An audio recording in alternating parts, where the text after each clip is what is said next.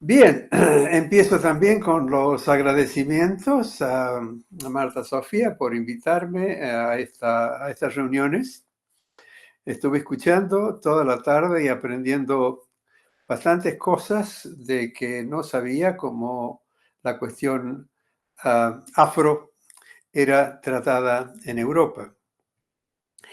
De modo que voy a comenzar por ahí, porque la ponencia de Elisa Lloyd White me hizo pensar que cuando decimos Afro-American o Native American o Asian American o Latino American, ahora es Latinx, todas estas configuraciones tienen hyphen, tienen guión. La única que no tiene es Anglo-American. Y esto da mucho que pensar en relación a lo que planteaba Lloyd White, ¿no? Porque si decimos Anglo-American, después Latin America empieza a tener sentido. Pero en este momento decimos Latin American, pero no decimos Anglo-American. Bueno, esto es una especie de reflexión muy breve para plantear el problema que me suscitó la ponencia de Lloyd White. La segunda cosa que quiero decir antes de entrar en el tema, pero ya relacionado con el tema, es algo que se dijo en la mesa de presentación, no me acuerdo a la profesora que lo dijo, citando a Agnosi Adichie. Ella la citó cuando Chimamanda habla de su niñez. Y para mí lo que fue marcante desde que escuché esa conferencia, ese TED Talk hace muchos años, fue algo que dice al final: depende por dónde comenzamos. Y este para mí fue siempre decir, bueno, pero si este es un principio decolonial fundamental, de la reflexión del pensamiento decolonial.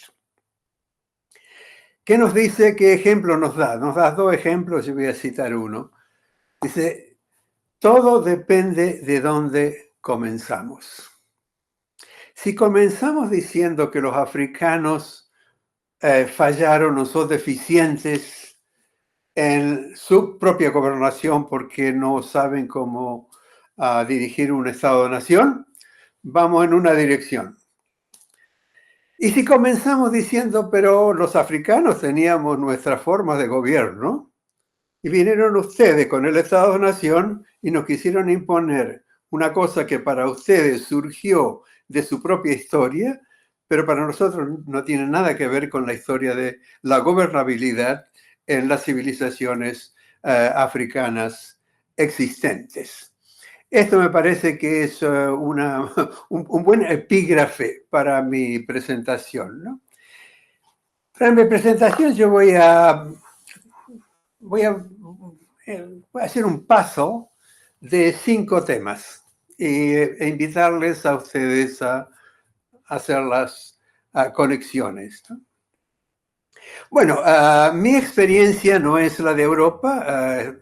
Trato de seguir bastante lo que está ocurriendo en Europa con el problema de la inmigración, con las relaciones Europa-África. Y en esos avatares, durante 2012 al 2018, yo participé muy de cerca en un proyecto que se llamaba Bebop. Y Bebop quería decir Black Europe Body Politics. Y había sido ideado, fue ideado por Alana Lockwood, afro-dominicana, yo decía afro-dominicana, afro-colombiana, afro-brasilera, que son otra cosa, ¿no es cierto?, que afroamericana. Bebop eran encuentros primero anuales, después cada 2 años, eran encuentros maravillosos, ¿no?, de artistas, de activistas, de intelectuales, de académicos, de periodistas, etcétera. Desafortunadamente Alana se fue mucho antes de tiempo, pero su legado continúa. El Global Village en Berlín organizó el año pasado un concurso para instalar un The Colonial Memorial en el Global Village de Berlín. Y ocurre que lo ganaron, Patricia Kinsenhau y Janet Ehlers, que fueron siempre participantes de Bebop, muy amigas, colaboradoras de Alana. Yo fui advisor de ese proyecto y el asesor fue Rolando Vázquez, que es mi colega y cofundador de la Escuela de Colonial en Netherlands, donde además de Patricia, que es del Caribe, y Gloria Becker, también participan y son miembros del colectivo de la Escuela de Colonial. O sea que es un poco para darle una idea de por dónde ando yo con estas cuestiones, ¿no? Cosas que ustedes saben, pero que no saben por dónde ando yo, ¿no? Bueno, yo voy a empezar entonces por la cuestión de las Américas, fundamentalmente de América del Sur, Central y el Caribe, diciendo lo siguiente, para ubicarnos, ¿no? Lo que llamamos América del Sur, Caribe, etcétera, hoy, fue formada entre 1500 y 1800 por tres grupos demográficos diversos, pero al mismo tiempo identificables por ellos y ellas mismas, ¿no? El primer grupo son todas las culturas, civilizaciones de los pueblos originarios, desde Tierra del Fuego hasta Canadá y Alaska, pasando por los Andes, pasando por América Central y el sur de México y pasando por toda la región, ¿no es cierto?, de Estados Unidos, ¿no? El segundo grupo demográfico es el grupo, digamos, de europeas y europeos que llegaron, sobre todo europeos, con la conquista, pero no solamente con la conquista, que llegaron sin invitación y sin pasaporte y se instalaron y justificaron cómo apropiarse de las tierras de los indígenas, ¿no? Inventaron el derecho internacional como una ayuda para eso, ¿no? Y el tercer grupo fue el grupo, digamos, el grupo de la inmigración forzada de seres humanos africanos que los llamaron esclavos. Sabemos que no eran esclavos, sino que eran seres humanos que fueron esclavizados, ¿no? Esos tres grupos realmente consolidan lo que es América Central, Caribe y del Sur hoy. Y después se empiezan a mezclar mucho las cosas por varias razones.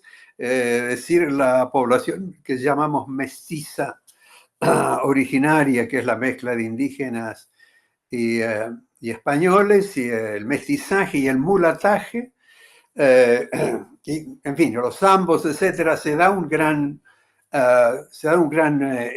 mestizaje o miscigenación en estos 3 siglos.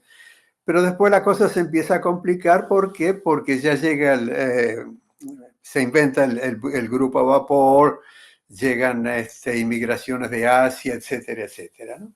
Pero estos 3 grupos, ¿no es cierto?, son fundamentales. Y eso lo digo porque hoy, cuando hablamos de colonialidad y decolonialidad y colonialismo y colonización y decolonización, yo quiero aclarar que mi versión de lo decolonial, que proviene de Quijano y Dussel, es la versión decolonial de las personas de origen europeo, de descendencia europea. Dussel y yo somos inmigrantes. Quijano Obregón, fíjense ustedes, Quijano Obregón, fíjense ustedes en el nombre. Además, él tiene la piel marrón. Dussel y yo tenemos la piel blanca, ¿no? Entonces, esta versión de la decolonial es una versión de cierto sector intelectual, investigadores, etcétera, activistas de la población de ascendencia europea. Las poblaciones indígenas tienen su propia versión de lo decolonial, porque tienen su propia experiencia de cómo la colonialidad los afectó a ellas y a ellos. Y también los afrodescendientes o la diáspora africana. El pensamiento decolonial afro más fuerte es en el Caribe, sin duda, y desde hace ya mucho tiempo. Quizás desde Otobaku Guano a finales del 17, pero la revolución haitiana, etcétera, hay un pensamiento decolonial muy fuerte que está, digamos así, arraigado en el pasaje del medio. En tanto que las poblaciones indígenas, el arraigo son las civilizaciones o las culturas y las lenguas originarias.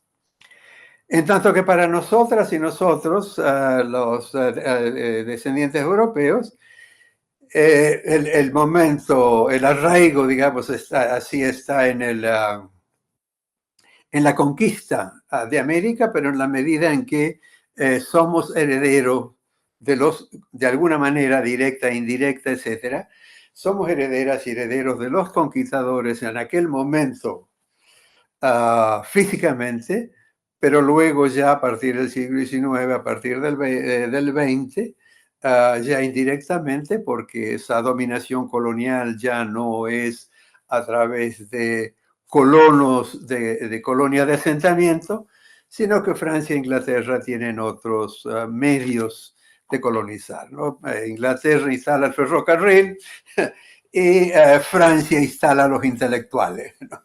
Estos son para simplificar, ¿no? Bueno, este es el primer contexto de dónde hablamos nosotros, y cuando digo nosotros y nosotras, hablo de Quijano, Dussel y toda la gente que empezamos a partir de ahí, ¿no? O sea que Dussel y Quijano, para algunos más Dussel, para mí es más Quijano, pero para mí Quijano es como Freud para los psicoanalistas, ¿no? O Freud o Lacan. Todos los psicoanalistas empiezan por Freud o Lacan. Nosotros empezamos por Quijano, ¿no? Y ahí fuimos construyendo a lo largo de 30 o 35 años todo un montaje conceptual, teórico, etcétera, que anda por ahí disperso en varios textos, en varias editoriales, ¿no? Bien, este es el primer, digamos así, punto o pieza del puzzle. El segundo punto es que en la segunda mitad del siglo XIX, del siglo XX, se producen tres grandes perspectivas o teorías, como ustedes le quieren llamar, que se originan a partir del arraigo en la historia de América del Sur, digamos en este caso de América Latina, pero también del Caribe, pero también de Abya Yala, que es la población, que es el territorio indígena, y también de la Gran Comarca, que es el territorio de los afroecuatorianos, afrobrasileros, afrocolombianos. Ya no habitan ellos y ellas en América Latina, tampoco los indígenas y las indígenas habitan en América Latina, habitan en Abya Yala y habitan en la Gran Comarca. Los que habitamos en América Latina somos los descendientes de Europa, que tenemos privilegios, pero nos dimos cuenta ya que hay una coexistencia de civilizaciones y culturas que tenemos que reconocer en el pensamiento decolonial. Es decir, cuando hablamos de pensamiento decolonial, estamos en diálogo, y en serio, en diálogos personales, con pensadores indígenas y con pensadores afro. Bien, yo diría que hay, yo diría que hay 7, pero a ver, vamos rápidamente, ¿no? Las más conocidas son lo que se llama teoría de la dependencia o debate de la dependencia. ¿Qué hay una participante que está haciendo ejercicio? Bien, distrae un poco la movilidad de esa pantalla. ¿La podrían apagar?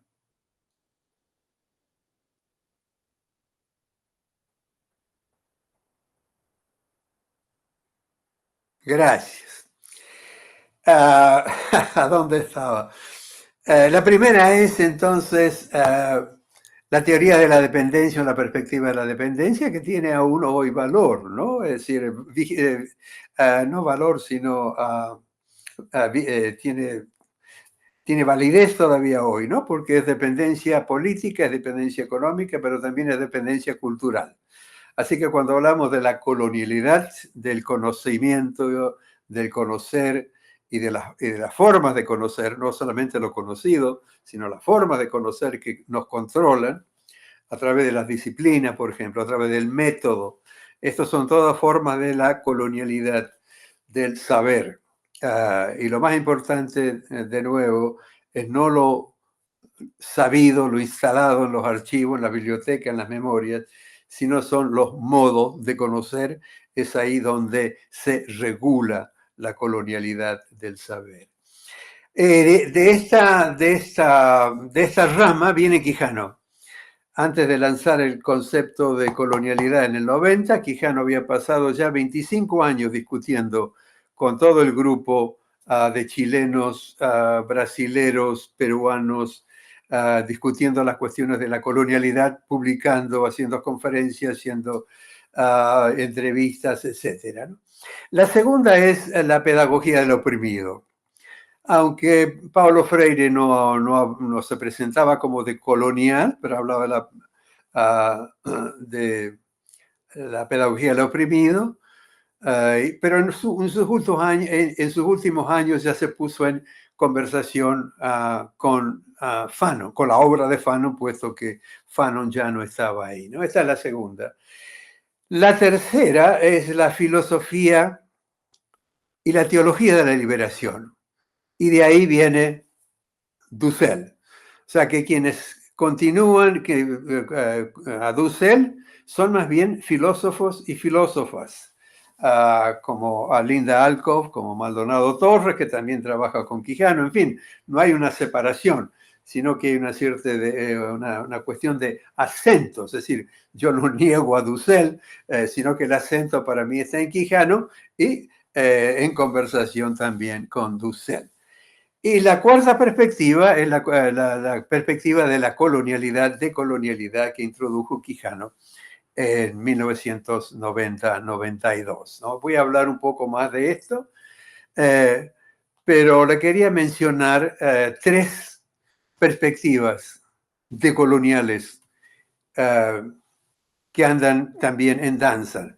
Rápidamente, no voy a dar nombres, pero una es la de los pensadores y activistas indígenas, por ejemplo, la pluriversidad Amautaihuasi en Ecuador, para dar un ejemplo. El pensamiento afro-suramericano como ecuatoriano, con Juan García, que trabajó mucho con Catherine Walsh, adelantando, ¿no es cierto?, los archivos y el pensamiento afroecuatoriano, pero también afro-brasilero. Y Juan García es uno de los promotores, no es el inventor ni mucho menos, pero es uno de los grandes promotores, una voz muy escuchada del concepto de la gran comarca, que se extendió ahora ya a Brasil. Y la séptima, habría más, pero digamos, es el grupo Nuevo Mundo, que no se lo conoce mucho en el mundo hispánico, pero que fue un grupo excepcional en los mismos años de la teoría de la dependencia, ¿no? Y este grupo, el Nuevo Mundo, también hablaba de la dependencia, hablaba de la colonización, hablaba de colonización intelectual. Lloyd Best es uno de sus grandes intelectuales pensadores.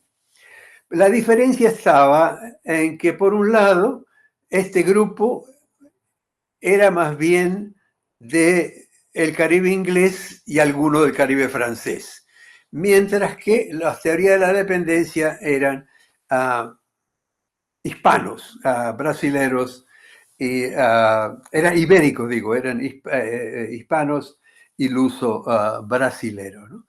Pero el grupo Nuevo Mundo, para ellos, el punto de arranque era la plantación, la trata de esclavos, la explotación de esclavos, pero también la economía de plantación. En tanto que la teoría de la dependencia partía de la encomienda más que de la plantación. Bien, entonces esto que lo quería señalar porque cuando se cita por ahí o se habla de la colonialidad a partir de Quijano, bueno, hay un contexto muy grande que no se conoce, ¿no es cierto? Si alguien habla de Foucault, saben que, bueno, al lado de Foucault estaba Lacan y al lado estaba Derrida y estaba, y había todo un montón, y había un contexto bastante significativo.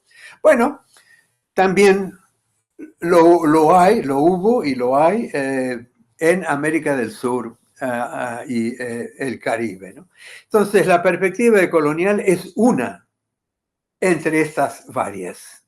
Y no somos enemigos, estamos en conversación, pero cada una de estas perspectivas tiene su arraigo, su aparato conceptual, su experiencia histórica, su, digamos, experiencia vivencial de los cuerpos que trabajan en estas teorías porque parten de una vivencia no solamente personal, sino histórica, histórica que nos incluye, ¿no? Bien, ahora voy al tercer módulo del PASA, que es el concepto de colonialidad. El concepto de colonialidad realmente dio vuelta a la milanesa, ¿no? Porque hasta ese momento era, como decía Anthony Giddens, después de la caída de la Unión Soviética, from now on is modernity all the way down. Y nosotros decíamos, well, if that is the case, we are foutus, because it's coloniality all the way down. So, dos o tres puntos para señalarle lo que era, a mi entender, la importancia fundamental de la colonialidad, como lo fue el inconsciente en Freud. Nadie hablaba del inconsciente, era todo conciencia. De pronto aparece el inconsciente y se abre, se destapa la olla o el cajón de gatos o lo que fuere, ¿no? Entonces, colonialidad, en primer lugar, nos muestra que la modernidad tiene su lado más oscuro. Porque el lado oscuro de la modernidad en Europa eran las brujas, los paganos y todo ese tipo de cosas, de esas cuestiones que andaban dando vuelta por aquí, ¿no es cierto? Que le molestaban a la iglesia y después le molestan también a los filósofos ilustrados, ¿no? Entonces, el lado más oscuro de la modernidad es la colonialidad. Es decir, cuando Europa, en la segunda etapa del Renacimiento, es decir, el Renacimiento, los especialistas lo periodizan de 1350 a 1500, esto es toda Europa, es una preocupación de Europa, pero a partir de 1500 hasta 150 ya entra la colonización, y ya le digo que la diferencia entre colonialidad y colonización, ya entra Europa a constituirse como Europa en relación a América. Pero claro, ya empieza ahí otras cosas más, más largas, ¿no? Porque en 1600 y en 1601 aparecen The British and the Dutch East Indies Company. Y entonces ya la Dutch la Dutch East Indies Company ya pone los pies en el sur de África en 1652 y ya se van también para Indonesia, etcétera, ¿no? Y la British, ¿no es cierto?, va por tierra y por lo que es India y South Africa, ¿no? Es decir, el colonialismo hispánico sienta los cimientos para distintos procesos de colonización. No voy a hablar acá de la colonización romana o de la colonización griega o de la colonización inca. Estas eran otras cosas. ¿Por qué eran otras cosas? Porque, entre otros detalles, ninguna de estas economías, la romana, la persa, la china, la inca, la maya, etc., ninguna de estas economías eran economías capitalistas. Eran economías en donde fundamentalmente se preservaban las cosechas en los silos para emergencias climáticas, etcétera, y para intercambio, ¿no? Pero no era lo que llamamos hoy capitalismo. ¿Y en qué consistía el capitalismo? Rápidamente también. Primero en la apropiación masiva de tierras, desde 1492, 1500 en adelante. La explotación masiva del trabajo, primero con los indígenas, después con los esclavizados africanos. ¿Y para qué? Para producir más. ¿Y qué hacían con lo que producían más? Ahí empieza la globalización, porque ya están los barcos andando por todos los mercados de todo el planeta, ¿no es cierto? Entonces la modernidad se anuncia como salvación. En ese momento era salvación por conversión. Después los ingleses y los franceses inventaron la salvación por progreso y civilización. Eran seculares ya, ¿no? Y después viene Estados Unidos, inventa la modernización, la modernidad por modernización. En todos estos lindos proyectos y retóricas modernas va siempre la colonialidad agazapada. Y esto es una de las grandes enseñanzas a grandes rasgos de haber introducido el concepto de colonialidad. Segundo punto, introduce el concepto. No introduce el concepto, es decir, el concepto de raza está recogido por Covarrubias en el Diccionario de la Lengua Española de 1650 o algo así, o 30 o 40. Pero quiere decir que si Covarrubias lo recoge, ya estaba, ¿no es cierto? Ya estaba el concepto antes, ¿no? Intuimos que ya estaba antes porque si ustedes han chequeado a Covarrubias, ¿cómo define raza Covarrubias? Raza de los caballos. Si no son caballos de pura raza, en Argentina todavía lo conocemos. Si se juega el polo, son las grandes carreras hípicas, son caballos de pura raza. Debe tener algo que ver con la pureza y la limpieza de sangre, porque Covarrubias dice, después de estas definiciones, dice Covarrubias, dícese también de moros y judíos. Bueno, ahí ya tienen el racismo. El racismo no tiene nada que ver con la sangre, con la piel, con ningún rasgo exterior, ni tampoco con el DN. Puede haber que sí, que biológicamente haya, digamos, regeneraciones donde los cuerpos son similares, pero eso no tiene absolutamente nada que ver con raza. Raza es un concepto racista ya desde el comienzo. Entonces la propuesta de Quijano es que en España el concepto de raza se necesitó para justificar la expulsión de moros y judíos. Y este concepto de raza, asentado en la sangre, no en la piel, era un concepto, digamos, inventado por la cristiandad, ¿no? Y bueno, creían en Dios, pero tenían el Dios errado, etc. Mientras que los indios no tenían Dios. Y los africanos ya estaban condenados desde la Biblia, porque los africanos eran los descendientes de Ham el hijo malo de Noé, ¿no? Entonces, de Noah. Y ahí ya se forma un paquete del concepto racial que como una flecha va a parar después de mucha historia al genocidio nazi y después hace un rumbo, da una vuelta hacia Palestina.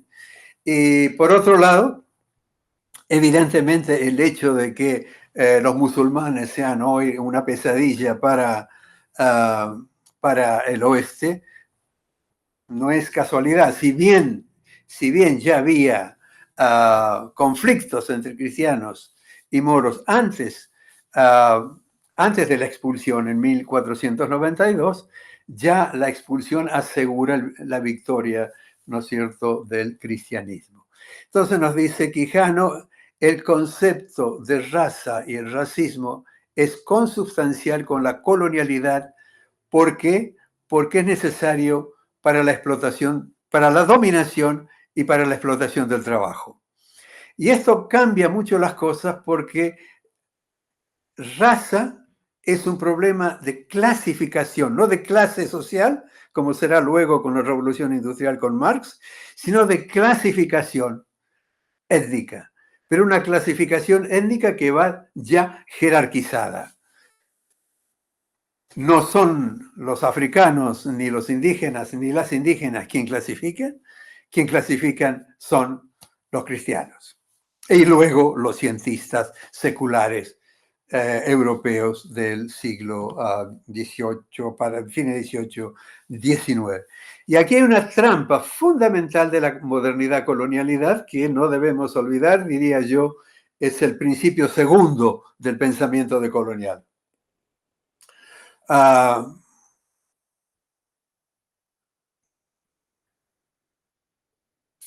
La trampa que nos tiende a creer, y no nos damos cuenta hasta que nos damos cuenta, pero un poco es el pensamiento decolonial que nos permite darnos cuenta de ello, es que, les doy otro ejemplo, es decir, cuando aparece la clasificación de los tres mundos, primer mundo, segundo mundo, tercer mundo, quien clasifica no es el segundo mundo o el tercer mundo, quien clasifica es el primer mundo. ¿Y qué pasa aquí? Pasa que el primer mundo es una entidad de lo clasificado, pero es la única que clasifica. Y ahí está la importancia que le damos a la enunciación. El pensamiento moderno nos hace perder en lo enunciado, en lo que se dice. Y nosotros después de Quijano decimos, no, compañero, no me venga con eso. A mí lo que me importa es quién dice qué, cuándo, por qué, para qué. Y después viene el método. Una vez que respondemos a estas preguntas, ya ni lo necesitamos el método porque ya sabemos a dónde vamos, ¿no? O sea que el método es otro control moderno del pensamiento moderno disciplinario.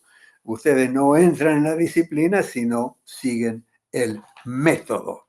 Bien, entonces, colonialidad, el lado más oscuro de la modernidad, y la colonialidad del poder. No voy a tener tiempo a hablar de la colonialidad del poder, pero el concepto de raza y el racismo permea todas las áreas de experiencia: conocimiento, gobernabilidad, economía y el concepto de humanidad. El concepto de humanidad se crea en el Renacimiento, después se hace la humanidad racional en el 18, precisamente como el punto de referencia para clasificar y jerarquizar todos los otros seres humanos en Europa y del planeta, ¿no? Bien, les doy este concepto, todo este contexto para, bueno, y ahora, ¿qué es esto de la decolonización y la decolonialidad? Bien, dos o tres aclaraciones, ¿no? El concepto de colonialidad es un concepto decolonial. Para nosotros esto es, digamos, el punto inicial, ¿no?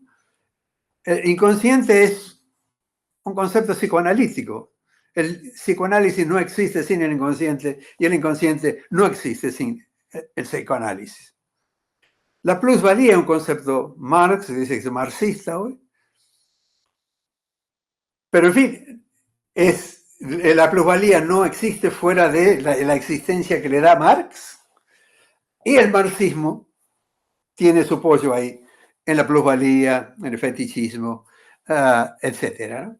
Todo esto para decirlo, cuando hablamos de colonialidad, nosotros tenemos que saber primero de qué colonialidad estamos hablando. Porque si no, la decolonialidad y la decolonización son conceptos que flotan ahí en el aire, que uno los toma de la estantería y los pone en algún lugar que nos queda bien. No digo que esto no se deba hacer, no digo que esté mal, quiero decir, esto no es lo que nosotros hacemos. A mí lo que me importa fundamentalmente no es criticar a quien lo haga así o asá, sino decir, así lo hacemos nosotros, no nos confundan. Nosotros somos responsables por lo que decimos, no somos responsables por lo que la gente dice que nosotros decimos. Ese no es nuestro problema. Bueno, puede serlo en algún momento, ¿no? Bien, entonces aquí tenemos un juego de categorías que cuando hablamos de estas cosas van todas juntas, ¿no? Por un lado tenemos modernidad. ¿Qué es modernidad? No es una época histórica como nos la pintan. Modernidad es un relato que privilegia un momento particular de la historia universal que, como nos enseñó Hegel, empieza por allá, por China, pero al final llega al presente del tiempo y al centro del espacio, que es Europa, y a Alemania, que es el centro de Europa. Y después pasa a Estados Unidos, ¿no? Sí, la modernidad es un relato. Es un relato que justifica la modernización. ¿Qué es la modernización? Bueno, la modernidad le dice a los pueblos del mundo después de la Segunda Guerra Mundial, antes era el cristianismo, el progreso, la civilización, que se tienen que modernizar. Y para modernizarse tienen que ser como nosotros. O sea, que el concepto de modernización nos venden la colonialidad empaquetada en celofán. Entonces no podemos separar la modernidad como relato abstracto y orientación de la historia de Europa hecha por los europeos y de la modernización qué es lo que hay que hacer para entrar en este proyecto, en esta manera, ¿no es cierto?, de ver las cosas que es la modernidad. Bueno, cuando nosotros decimos colonialidad, entonces, ¿cómo se manifiesta la colonialidad? Se manifiesta en la colonización. Entonces, cuando hablamos de colonización, de nuevo, no hablamos de colonización romana, inca, china, Julio César, qué sé yo, sino hablamos de la colonización que empezó en la conquista y colonización de América a finales del siglo XV, que se extendió luego, como dije antes, a Asia y África, y que a partir de 1945 se desarrolla una especie de colonización sin asentamientos de colonos, que es la colonización de Estados Unidos mediante la financialización, las tropas ubicadas en todo el mundo, la tecnología, etcétera, etcétera, ¿no?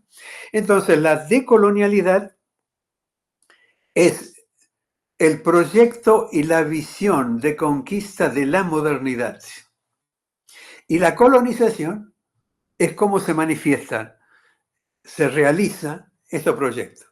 La colonización hispánica y portuguesa son muy distintas a la holandesa, a la francesa, a la inglesa, a los Estados Unidos de hoy, pero todas tienen en común la lógica de la colonialidad. Entonces, cuando hablamos de colonialidad, hablamos de la lógica de dominio, de dominación, de explotación, de opresión, que siempre genera conflictos, obviamente, ¿no? Y cuando hablamos de colonización, son momentos históricos, lugares particulares que investigamos, pero un poco como el psicoanálisis, digamos así. Cuando un psicoanalista o una psicoanalista escucha el relato de una persona que es un relato único, esa o ese psicoanalista está haciendo dos cosas. Está escuchando este relato único de esta persona, pero está pensando cómo el inconsciente le informa, le hace entender ese relato y cómo ese relato le lleva también a comprender, a modificar el inconsciente. Bueno, este tipo de relación es la que mantenemos, mantiene, ¿no es cierto?, la colonialidad, la colonización. Es decir, nos interesa la colonialidad, pero siempre no podemos llegar a la colonialidad en abstracto, tenemos que llegar por la colonización. ¿Eh? Tenemos que investigar momentos particulares, colonización del conocimiento, colonización de la gobernabilidad, colonización de la economía, colonización del concepto de humanidad, cuáles son sus relaciones, etcétera, etcétera, etcétera. ¿No?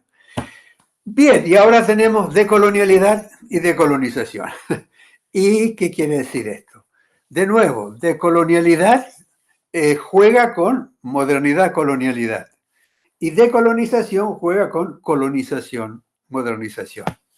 De modo que el pensamiento decolonial se realiza siempre sobre experiencias específicas, sean lugares, tiempo, pero también dominios, es decir, conocimiento, economía, gobierno, humanidad, donde está el concepto de raza, el racismo, el sexismo, están controlados por el concepto de humanidad, pero también el concepto de naturaleza.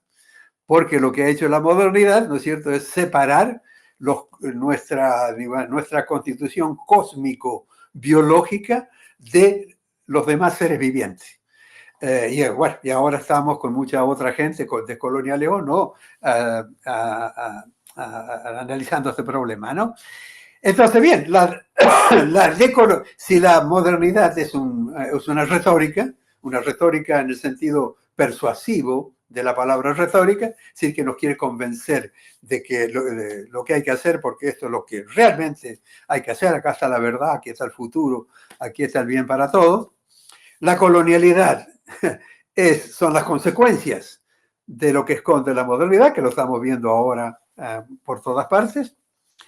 Y la decolonialidad es precisamente desmontar, entender cómo se gesta, se mantiene y se gestiona la modernidad-colonialidad para salirnos de ella, ¿no? Pero eso siempre lo hacemos en relación a procesos específicos de decolonización, ¿no es cierto? Sean las organizaciones de hoy, sean los pueblos indígenas, sean las luchas revolucionarias de los ejércitos de liberación en Asia y África, de los zapatistas, etcétera, ¿no? Bien, y el último punto. Entonces, Quijano, al introducir el concepto de colonialidad, lo introduce justo, ya estaba en gestión en los 80, ¿no? Pero lo articula como colonialidad en 1992. En el momento en que cae la Unión Soviética, pero que también ya se había visto las grandezas, las glorias y los fracasos de la descolonización en Asia y África, cuando todo terminó en que las élites locales hacían lo mismo que hacían los colonos, los colonos imperiales, pero lo hacían ellos y ellas mismas, ¿no? Eso ya lo adivinaba Fanon en el 61, ¿no?